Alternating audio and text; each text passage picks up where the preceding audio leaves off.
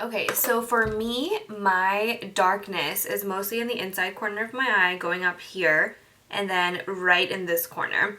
That to me is where most of my darkness lies. I know that this part right here might seem a little bit dark, but that is okay because my concealer can take care of that much. So what you're going to do is that you're first going to look at your darkness to see what shade it is. If it's more of like a dark bluish, brownish sort of darkness, which most people have, then a salmon concealer would be the best choice for you. Like a salmon shade, an orange, something like that. And there are many, many options, which I'll go over with you guys in a second. If you have more of like the veiny sort of darkness, like where your skin is really thin and you can see lots of veins, and so therefore you're seeing a lot of purple and red, then you should go for a yellow corrector. So it depends on which one you are.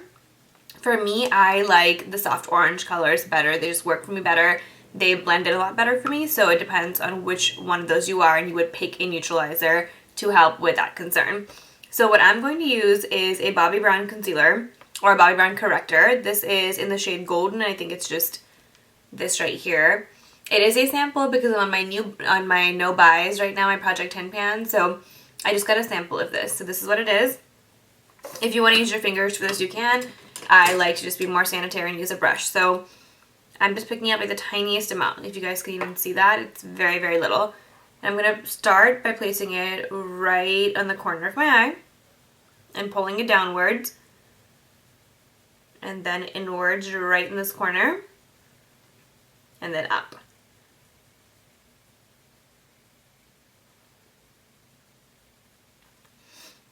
I'm going to go in a little bit more.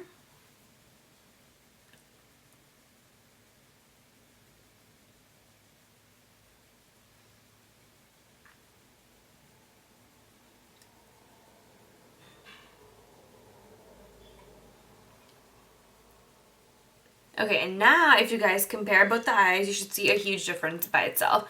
Now I'm lucky because this corrector ends up matching my skin tone. So when I put this on, when you look at me from right now, it would just look like concealer to you. It wouldn't even look like orange or a color that doesn't belong in my face. So because of that, I'm not going to go back over that area with concealer, but the rest of my eye I am going to do with concealer.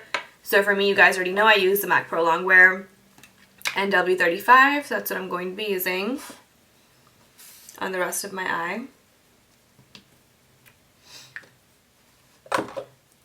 I'm using the same brush, and I'm just going to put that on the outside corner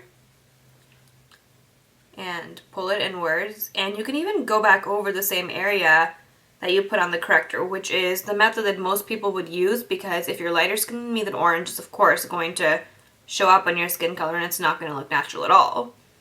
So if you want to go back over that area to brighten it even more, you can. But for me, I choose not to, just because the orange doesn't stick out against my skin color. So this whole area, I'm not going to go back over it.